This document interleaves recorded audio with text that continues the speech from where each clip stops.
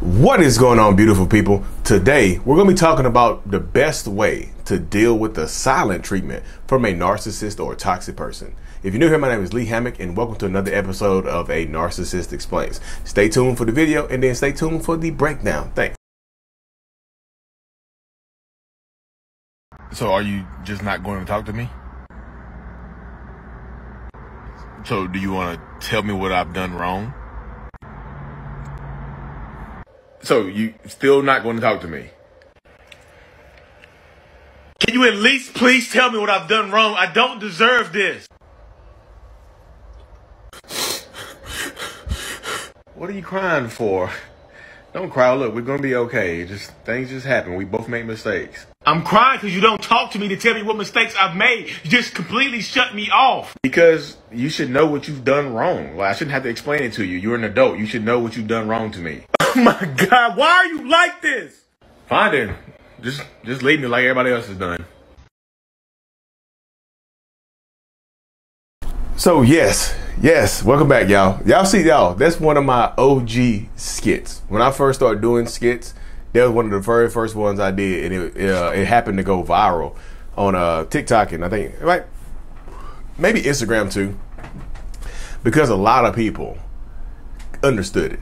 A lot of people felt it. A lot of people realized that they had also experienced the silent treatment, which is, can be, a lot of people consider the silent treatment a form of emotional abuse, because it's a weapon. The silent treatment is a weapon from a narcissist, by a narcissist, toxic person, whoever, So let me get this out the way real quick. I already know what people are going to say. I'm getting very predictive, right? I know people are going to say, well, Lee, I give my narcissistic partner the silent treatment because it just protects me from being abused and things like that. I give them the silent treatment because I know I'm never going to get my point across. That's different than trying to hurt or harm somebody or ignore accountability or to try to punish somebody for trying to hold you accountable for something. You see what I'm saying? That's different. That's protecting yourself. The silent treatment from a narcissist is meant to hurt you. It's meant to make you, it's meant to demean you. It's meant to negate you or to, invalidate you. That's what the silent treatment from a narcissist is supposed to do. You are not given the silent treatment. You're typically in these toxic relationships with narcissists. You get to the point where you feel like your voice doesn't matter anyway. So it's just like, why should I even be talking? Why should I be talking right now? Given the fact that my voice doesn't matter. That's what happens a lot of times in these toxic relationship dynamics. You feel like you don't need to talk because you feel like your voice doesn't matter anyway. What the hell is the point? Why do I need to speak? Why do I need to talk? Why do I need to say this? Why do I need to say that? That happens quite a bit.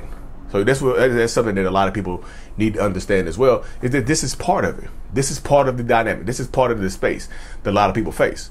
So that's something you have to understand. Like, you are not doing the silent treatment. You are protecting yourself. You're guarding yourself. Narcissists are guarding themselves because they give you the silent treatment because you are trying to hold them accountable, because they feel like you've wronged them or something like that. They're trying to punish you for you slighting them or you criticizing them or something that they perceive as a slight or criticism.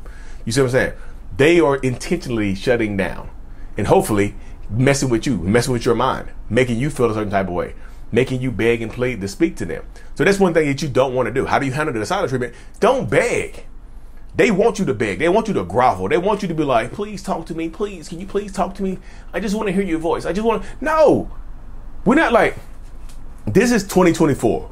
We're not begging somebody to talk to us that's living in the same damn house that is an adult. Hell no. Especially if they are the ones that did something wrong. You got to beg them to talk to you. Hell no. Do not beg, because you're shifting all the power to them. That's one thing you don't want to do. I know people are going to say, well, Lee, I already begged before. We're not begging again. Please talk to me. No, we're not begging in 2024. Hell no, or beyond. If you're watching this video in 2025, you know how the YouTube algorithm get. You might be seeing this video in 2026, but we're not begging. Whatever year you into the future, don't beg.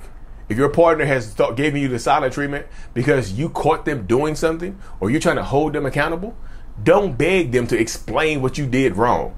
Don't ever, and also don't beg them to explain what you did wrong. Don't beg them to speak to you. And also, don't start just pleading with them and listing off things that you feel like you might have done wrong. It's because I said this. It's because I did this. It's because I caught you cheating. It's because of this. It's because I told your affair partner that you've been lying to them. Is it because of that? No, we're not pleading. Because if you give them those reasons, then they can just hurl them at you. That's like you're admitting to doing something wrong. You're apologizing to them.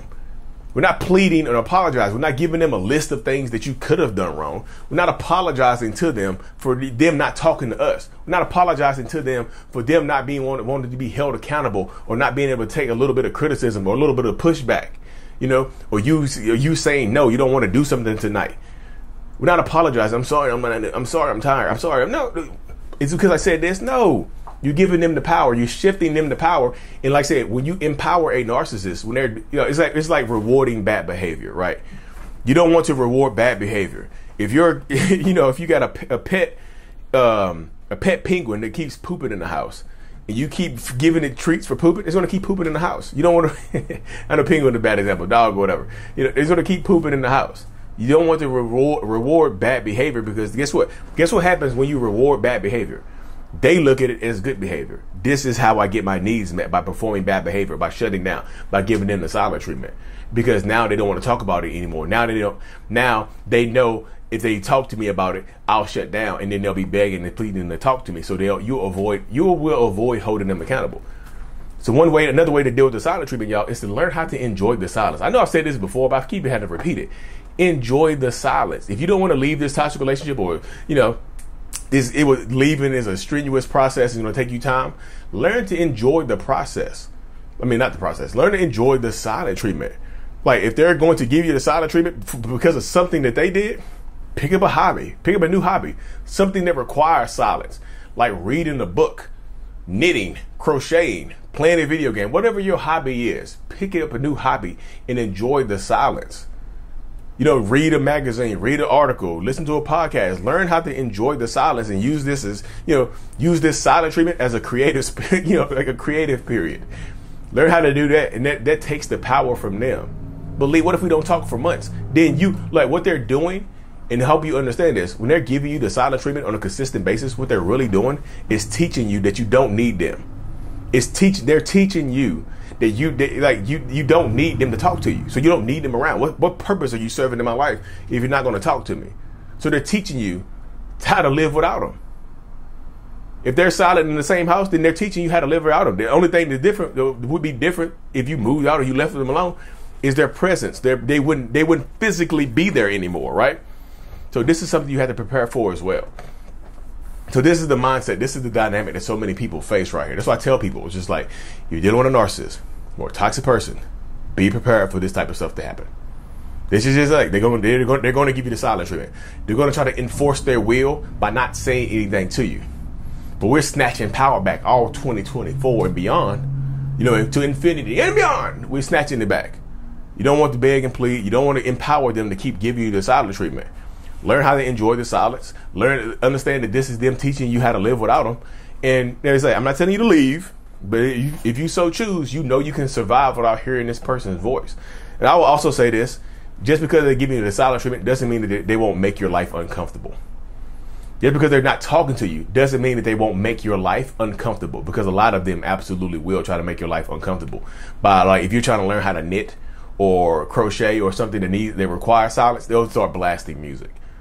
They'll start humming and dancing. They'll pick up a louder hobby, a hobby that's annoying. They'll start chainsawing, or taking bachata classes. Having a group over there and talking to everybody else. They'll be talking on the phone to everybody else, so you hear their voice, but they'll just be ignoring you, pretending like you don't exist.